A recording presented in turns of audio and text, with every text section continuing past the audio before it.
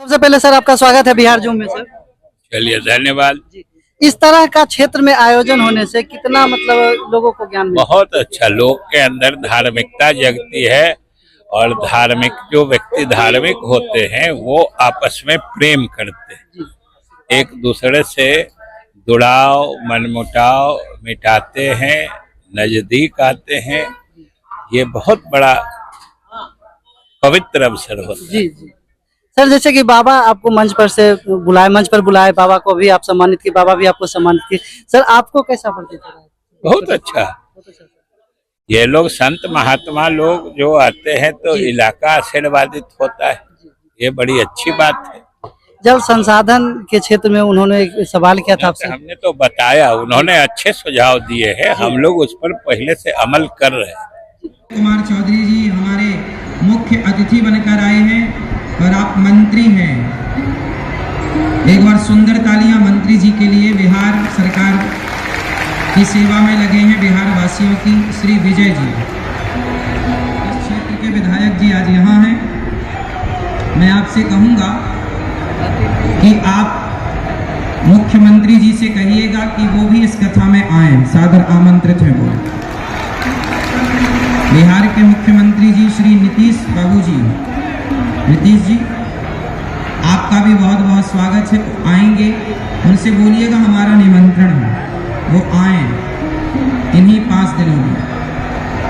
और प्रेम से कथा की गंगा में डुबकी लगाएं, तो आज से गौ हत्या बंद हो जाए। जब एक राज्य ने शुरू किया तो दूसरा भी शुरू करेगा। ऐसे ऐसे धीरे धीरे भारत में, पूरे भारत में फिर गाय को राष्ट्र माता घोषित कर दिया जाएगा। एक अच्छी शुरुआत तो करना चाहिए नीतीश बाबू जी को, हाँ या ना? एक अच्छी शुरुआत करनी चाहिए और प्रेम पूर्वक गाय को सम्मान दिलाना चाहिए। तो कितने लोग मेरी इस बात से सहमत हैं कि ये जल्दी काम बिहार में हो जाए? कितने लोग चाहते हैं? हाथ उठा के।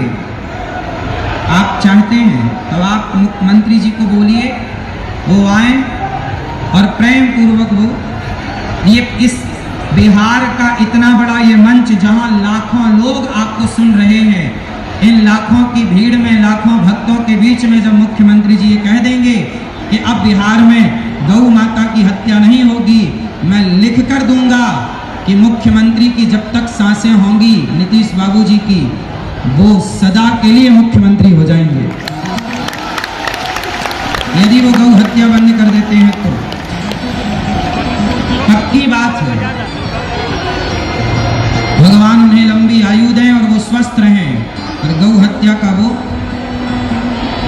बंद करने का वो निर्णय लें।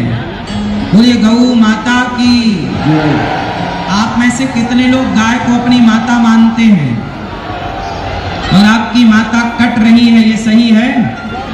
आपकी माता को हत्या की जा रही है। मुख्यमंत्री जी क्या करें? मेरी बात जितनी मैं कह रहा हूं, ये मेरी सारी बातें मुख्यमंत्री जी तक आपको पहुंचाना है। आप लोग शांत रहो बेटा, चुप रहो, सुनो, शांति से सुनो।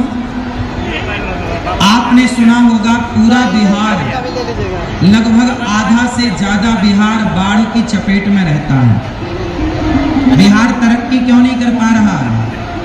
बाढ़ की वजह से। मैं आपको एक ऐसा फॉर्मूला दे सकता हूं जिससे पूरे बिहार में बाढ़ आनी ही बंद हो जाएगी। कहो तो मंत्री से कहिएगा वो आए तो मैं ही कह दूं डायरेक्ट। मुख्यमंत्री जी एक छोटा सा काम कर लें तो बिहार में बाढ़ ही नहीं आएगी। जो हजारों करोड़ों का नुकसान बिहार में बाढ़ की वजह से होता है और हजारों करोड़ का बजट सरकार को बाढ़ के प्रभावित क्षेत्रों के लिए निकालना पड़ता है, सारी समस्याएं खत्म हो जाएंगी। और वो काम क्या हो सकता है? जो बड़ी बड़ी नदियां हैं जिनमें बाढ़ आने की संभावना ज़्यादा है, उन बड़ी नदियों को उनसे छोटी नदियों से और उन छोटी नदियों को उनसे छोटी नदियों से मतलब नदी को नदी से जोड़ दिया जाए।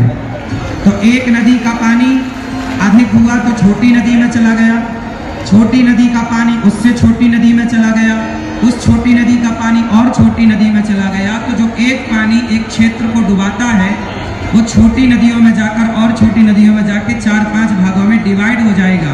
जहां पानी नहीं पहुंचता वहां तक भी पानी पहुंच जाएगा, और बाढ़ का पानी जो घरों में घुसता है वो नदियों के माध्यम से कई भागों में डिवाइड हो जाएगा। तो एक बड़ी नदी को छोटी नदी से जोड़ दिया जाए, फिर उस छोटी नदी को और छोटी नदी से जोड़ दिया जाए। अच्छा, बिहार में बहुत सारी नदियां हैं कि नहीं? बोलो हाँ। अच्छा, कई बार ये भी देखने को मिलता है कि एक नदी में ज्यादा पानी है और दूसरी नदी बिल्कुल सूखी पड़ी है। हाँ या ना? तो क्या होगा कि जब को एक बड़ी नदी का पानी छोटी से और छोटी नदी तक पहुंचेगा तो लाखों किसानों को पानी मिल जाएगा, पहला। दूसरा, जो पानी का जल स्तर नीचे चला गया भूमि के, वो जल स्तर पानी का ऊपर आ जाएगा, और पानी की समस्याएं जो हैं, जो किसान जमीन से पानी निकाल के सिंचाई करते हैं खेतों की, वो नदियों के पानी से सिंचाई करेंगे तो जमीन का पानी जस का तस बचेगा। कितने सारे फायदे हैं। तो आप कितने लोग इस बात से सहमत हैं कि एक बड़ी नदी को छोटी नदी से, उस छोटी नदी को और छोटी नदी से जोड़ दिया जाए तो बाढ़ की समस्या, देखो बाढ़ एक समस्या तो है, इस समस्या का हल क्या हुआ? आज भारत के आजाद हुए लगभग 77 साल हो गए, मुख्यमंत्री आए और गए, लेकिन आज तक ये समस्या बिहार की आज तक ठीक ना भई। बिहार में बाढ़ की समस्या है, ये तो समस्या है ही, समस्याओं पर बात क्यों करना है? समाधान क्या है? उस समाधान पर बात होनी चाहिए। समाधान पर बात होनी चाहिए कि समस्या पर बात होनी चाहिए? बोलो, समाधान पर बात होनी चाहिए। तो आपसे मेरी प्रार्थना है कि आप जरूर बड़ी नदी को छोटी नदी से, छोटी नदी को छोटी नदी से जोड़ेंगे, और गाय के लिए आप बात रखेंगे। तो हमारे मंत्री जी भी कुछ कहेंगे, 2 शब्द। आइए मंच में आइए, माइक दे दो मंत्री जी को। हमारे मुख्यमंत्री जी के पास से आए हमारे मंत्री जी कुछ कहेंगे, क्या कहना है आप बताएं। सबसे पहले तो मैं महाराज जी के प्रति पूरे सम्मान के साथ आभार प्रकट करता हूँ कि इन्होंने बिहार की कठिनाइयों और परेशानियों को नजदीक से समझा है। ये बिहार वासियों के लिए सौभाग्य की बात है, हम सभी के लिए। और संयोग से एक तो गौ माता की बात है, हम आपको पूरी जिम्मेदारी से बता सकते हैं, ठीक है, कि हम, हमारे मुख्यमंत्री जी और हमारी सरकार पूरे श्रद्धा से गौ माता को माता मानती है, इसमें कहीं कोई दो राय नहीं है। ये हम सब के लिए सुख की बात। आप मानते हैं, ये बहुत अच्छी बात है, पर मैं चाहूंगा कि मुख्यमंत्री जी आपका संवाद हम निश्चित रूप से पहुंचा दें। हाँ, मुख्यमंत्री जी गाय को माता मानते हैं, अच्छी बात है, पर मुख्यमंत्री जी से कहिए कि जितने बूचड़खानों को लाइसेंस दे रखा है सारे रद्द कर दें। और दूसरी बात महाराज जी ने जो कही, बिल्कुल व्यवहारिक बात कही, और महाराज जी को बताते हुए मुझे प्रसन्नता हो रही है कि आपने जो सुझाव दिया है वो जिस विभाग से संबंधित है, मुख्यमंत्री जी ने उस विभाग का जिम्मा मुझे ही दिया है। वाह, फिर तो आप जल्दी करिए। और मुझे इससे भी अधिक प्रसन्नता यह बताते हुए हो रही है कि जो आपने सुझाव दिया है, आपके सुझाव के अनुरूप हम लोग पिछले लगभग 15 वर्ष से काम कर रहे हैं। और आपने सुना होगा कि हमारे यहाँ गया जो है वो संपूर्ण विश्व के हिंदुओं का मोक्ष स्थल है। बिल्कुल है, गया है। आपने फल्गु नदी का भी नाम सुना होगा, बिल्कुल सुना, जो पूरे विश्व में बिना पानी के नदी मानी जाती है। बिल्कुल बिल्कुल। और हमारे मुख्यमंत्री जी के नेतृत्व में हम लोगों ने, जो आप नदियों से नदियों को जोड़ने की बात कह रहे थे, आपको भी प्रसन्नता होगी और आप जरूर हम लोग को आशीर्वाद दीजिएगा कि उसको क्रियान्वित करके पूरे विश्व के जो हिंदू पितृतर्पण के लिए अपने पितरों को मोक्ष प्रदान करने के लिए जो वहां आके पिंडदान करते हैं, आज तक फल्गु नदी की ये हालत थी कि वहां जब बालू खोदा जाता था तब अंदर से पानी आता था। आज जाइए वहां गंगा जल कम से कम 4-5 फीट खल निर्मल स्पष्ट है और सारे विश्व के हिंदू वहां अपने पितरों को मोक्ष के लिए पिंडदान करते हैं। इतना ही नहीं, जो कोसी नदी हमारे यहाँ अभिशाप मानी जाती है, अभी 2007-8 में जो बाढ़ आई थी, सबसे प्रलयंकारी बाढ़ अभी तक के इतिहास में मानी जाती है।